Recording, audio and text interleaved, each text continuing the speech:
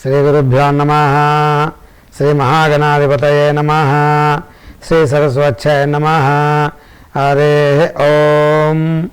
గణానాం త్వా గణపతిం హవామహే కవిం కవీనాముపమస్తవం జ్యేష్ఠరాజం బ్రహ్మణస్పత ఆనశృణ్వన్నోతిభిస్సేదసాదనం. అఖండ జ్యోతి ఛానల్ ప్రేక్షకులకి శ్రీ శుభకృతనామ సంవత్సర ఉగాది శుభాకాంక్షలు. నేను మీ శ్రీ సూర్యభట్ల విజయ్ కుమార్ శర్మ. ఈ ఉగాది పండుగ షడ్రుచుల సమ్మేళనమే ఉగాది. తీపి, పులుపు, చేదు, ఒగరు, ఉప్పు, కారము, ఈ 6 రుచులు ఏ విధంగా ఉంటాయో ఋతువులు కూడా 6 ఋతువులుగా ఉంటాయి. ఋతువు కూడా వసంత ఋతువు, గ్రీష్మ ఋతువు, వర్ష ఋతువు, శరద్ ఋతువు, హేమంత ఋతువు, శిశిర ఋతువు. వసంత ఋతువు చాలా ప్రాముఖ్యత సంతరించుకున్నది. ఈ శ్రీ శుభకృతనామ సంవత్సరంలో మేషరాశి నుండి మీనరాశి వరకు 12 రాశుల వారికి వ్యక్తిగతంగా చూసుకున్నట్లయితే మేషరాశి వారికి ఈ శుభకృతనామ సంవత్సరంలో ఆదాయం 14, వ్యయం 14, రాజపూజ్యం 3, అవమానం 6. బృహస్పతి ఏప్రిల్ 11వ తేదీ నుండి వ్యయస్థానంలో స్వంతమూర్తిగా ఉండటం వలన సర్వసౌఖ్యములు కలుగజేస్తున్నాడు. శనేశ్వరుడు ఏప్రిల్ 29 నుండి ఏకాదశి స్థానంలో కుంభరాశి యందు లోహమూర్తిగా సంచరిస్తున్నాడు. శనేశ్వరు యొక్క ఫలితాంశం చాలా శుభప్రదంగా ఉన్నదని చెప్పబడుతున్నది. తద్వారా శనేశ్వరుడు దశమ స్థానంలో రావటం వలన పై 3 మాసములు ఉన్నట్టుగా తక్కువ స్థితిలో మారిపోయినటువంటి వాడయ్యాడు శనేశ్వరుడు. తద్వారా ఈ రాశి వారికి కొంతవరకు ఈ సంవత్సరంలో కొంత సహభాగం మాత్రం బాగుందని చెప్పబడుతున్నది. మిగతా సహభాగంలో మాత్రము మామూలు స్థితిలో ఉన్నాడు. ఈ రాశి వారు బృహస్పతికి, రాహు కేతులకి జపదానాలు ఆచరణ చేసినట్లయితే వాళ్ళు అనుకున్నటువంటి యొక్క ఈ గ్రహ దోషాలు కూడా తొలగిపోతాయి. దానికి సంబంధించినటువంటి యొక్క జపదానాలు కూడా ఆచరణ చేయవచ్చు. ఈ రాశి వారు లక్ష్మీ అష్టోత్తరాన్ని పఠించినట్లయితే వారు అనుకున్నటువంటి కోరికలన్నీ కూడా నెరవేరుతాయి. వృషభ రాశి వారికి ఈ రాశి వారికి ఆదాయం 8, వ్యయం 8, రాజపూజ్యం 6, అవమానం 6. ఈ రాశి వారికి బృహస్పతి ఏప్రిల్ 13వ తేదీ నుండి లాభస్థానం ముందు సంచరించింది. ఏప్రిల్ 29 నుండి దశమ స్థానంలో శనేశ్వరుడు ఉండటం వలన మామూలు స్థితిలోనే ఉన్నాడు శనేశ్వరుడు. రాహుకేతువులు ఏప్రిల్ 12వ తేదీ నుండి షష్టమ స్థానంలో లోహమూర్తులుగా సంచరించింది. ఈ వృషభ రాశి వారికి ఈ సంవత్సరం శుభప్రదంగా ఉన్నదని చెప్పబడుతున్నది. మిథున రాశి వారికి ఆదాయం 11, వ్యయం 5, రాజపూజ్యం 2, అవమానం 2. ఈ రాశి వారికి బృహస్పతి ఏప్రిల్ 13వ తేదీ నుండి దశమ స్థానం ముందు లోహమూర్తిగా సంచరించుచున్నాడు. శనేశ్వరుడు ఏప్రిల్ 29 నుండి కుంభరాశిలో తామమూర్తిగా సంచరించింది. ఈ రాశి వారికి నవమ, అష్టమ స్థానంలో కూడా శనేశ్వరుడు సంచారం చేయుచున్నాడు. శని యొక్క మార్పు శుభఫలితాన్ని ఇస్తుంది. ఈ రాశి వారికి రాహు కేతువులు ఏప్రిల్ 12వ తేదీ నుండి వరుసగా ఏకాదశి పంచమ స్థానంలో తామమూర్తులుగా సంచరించు. ఈ రాశి వారికి కూడా శుభప్రదంగా ఉన్నదని చెప్పబడుతున్నది. కర్కాటక రాశి వారికి ఆదాయం 5, వ్యయం 5, రాజపూజ్యం 5, అవమానం 2. శనేశ్వరుడు ఏప్రిల్ 29 నుండి అష్టమ స్థానంలో కుంభరాశి రజమూర్తిగా సంచరించింది. ఈ రాశి వారికి 7, 8 స్థానంలో కూడా శనేశ్వరుడు సంచరించుతున్నాడు. అందువల్ల కొంత భాగం శనేశ్వరుడు యొక్క మంచి ఫలితాంశంలో ఉన్నాడు. తద్వారా 2వ భాగంలో మాత్రం శనేశ్వరుడు మామూలు స్థితిలో ఉన్నాడు. ఈ రాశి వారు రాహు కేతువులు ఏప్రిల్ 12వ తేదీ నుండి వరుసగా దశమ, చతుర్థ స్థానంలో ఉండటం వలన ఈ రాశి వారికి బృహస్పతి మంచి ఫలితంతోనే జీవించుచున్నాడు. కర్కాటక రాశి వారికి ఆదాయం 5, వ్యయం 5, రాజపూజ్యం 5, అవమానం 2. శనేశ్వరుడు 29 నుండి అష్టమ స్థానంలో కుంభరాశిలో రజితమూర్తిగా సంచరించింది. ఈ రాశి వారికి 7, స్థానంలో శని సంచారం అనుకూలంగా లేదని చెప్పబడుతున్నది. రాహుకేతువులు ఏప్రిల్ 12వ తేదీ నుండి వరుసగా దశమ, చతుర్థ స్థానంలో రజితమూర్తులుగా సంచరిస్తున్నారు. ఈ రాశి వారికి గురుడు సంవత్సరం అంతా యోగించును.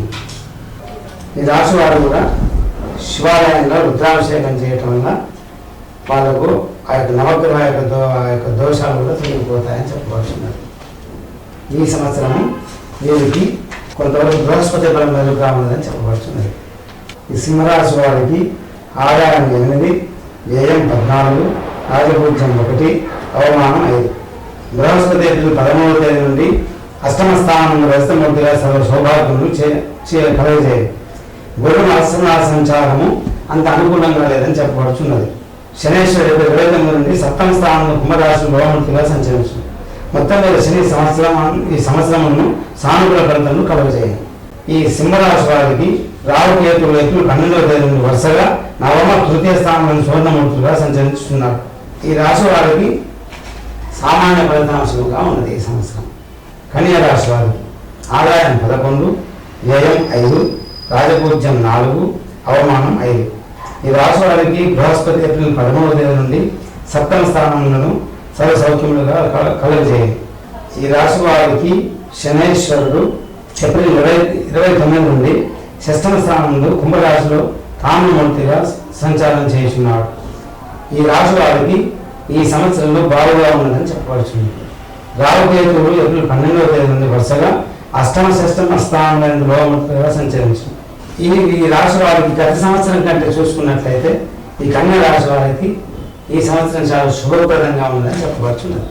తులారాశి వారు ఆదాయం 2, వ్యయం 8, రాజపూజ్యం 7, అవమానం 5.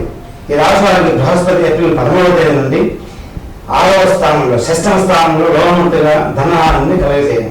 ఈ రాశి వారికి శనేశ్వరుడు ఏప్రిల్ 29 నుండి పంచమ స్థానంలో కుంభరాశిలో సువర్ణమూర్తిగా సంచరిస్తున్నాడు.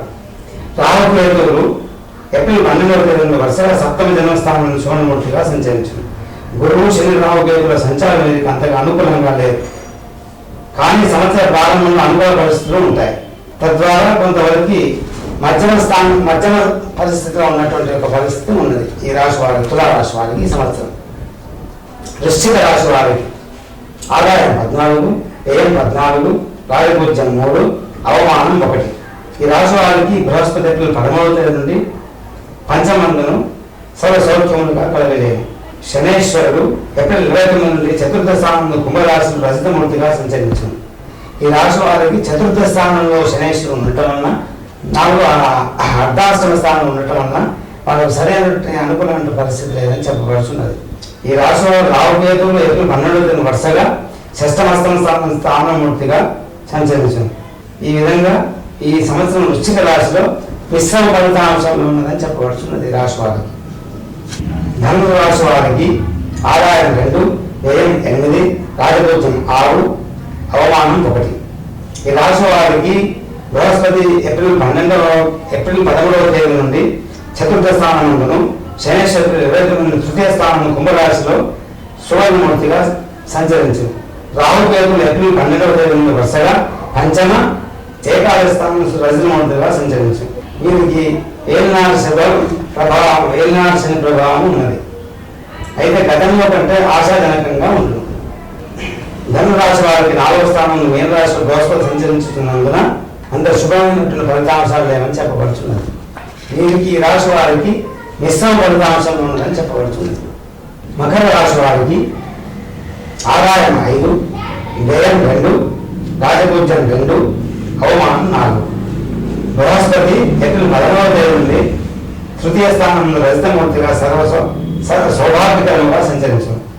శనేశ్వరుడు వీరికి ఏప్రిల్ 29 నుండి ద్వితీయ స్థానంలో కుంభరాశిలో ఏప్రిల్ చివరి స్థానంలో శనేశ్వరుడు ఉన్నటువంటి పరిస్థితిలో ఉన్నది. వీరికి శని వల్ల కానీ బృహస్పతి వల్ల కానీ కొంత గ్రహజపాలు చేసుకున్నట్లయితే వారికి సర్వ సౌఖ్యములుగా ఉంటాయి.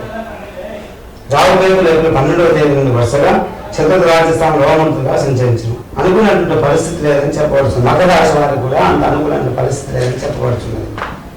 శనికి బృహస్పతికి ఈ 2 గ్రహాల్లో కూడా జపదానాలు చేసుకున్నట్లయితే వారికి ఆ యొక్క గ్రహ దోషాలు తొలగిపోతాయని చెప్పబడుతున్నది. కుంభరాశి వారికి ఆదాయం 5, వ్యయం 2, రాజపూజ్యం 5, అవమానం 4. ఈ రాశి వారికి బృహస్పతి ఏప్రిల్ 13వ తేదీ నుండి ద్వితీయ స్థానంలో లోహమూర్తిగా సంచరించింది. వీరికి ఈ సంవత్సరము బృహస్పతి బలం బాగా ఉన్నదని చెప్పబడుతున్నది. శనేశ్వరుడు ఏప్రిల్ 29 జన్మరాశిలో జన్మస్థానంలో కుంభరాశి రజమూర్తిగా సంచరించింది. వీరికి కూడా ఈ సంవత్సరం 7 శని ప్రభావం ఉన్నదని చెప్పబడుతున్నది. ద్వితీయ స్థానంలో శనికి, తద్వారా రాహుకేతులు తృతీయ మానస్థానంలో ధామవంతులుగా సంచరించును. ఈ రాహుకేతులకు కానీ శనేశ్వరుడికి ఈ 3 గ్రహములకి జగదానాన్ని కార్యక్రమాలు చేసుకున్నట్లయితే వారి యొక్క గ్రహ దోషాల నుంచి కూడా తొలగిపోతాయని చెప్పబడుతున్నది. మీనరాశి వారికి ఆదాయం 2, వ్యయం 8, రాజపూజ్యం 1, అవమానం 7. ఈ రాశి వారికి బృహస్పతి 11వ తేదీ నుండి జన్మ సంచారం తామ్రమూర్తి సామాన్య ఫలములను కలగజేయదు. శనేశ్వరుడు 29 నుండి వ్యయస్థానం కుంభరాశిలో సువర్ణమూర్తిగా సంచరించి మళ్ళా వక్రీకరించి లాభస్థానం సంచరించి మొత్తం మీద ఈ రాశి వారికి మీనరాశి వారికి గోచార రీత్యా బృహస్పతి శని అనుకూలమైన పరిస్థితులు ఉందని చెప్పవచ్చున్నది. ఇవన్నీ శుభ ఋతునామ సంవత్సర ద్వాదశ రాశుల ఫలితాంశాలు.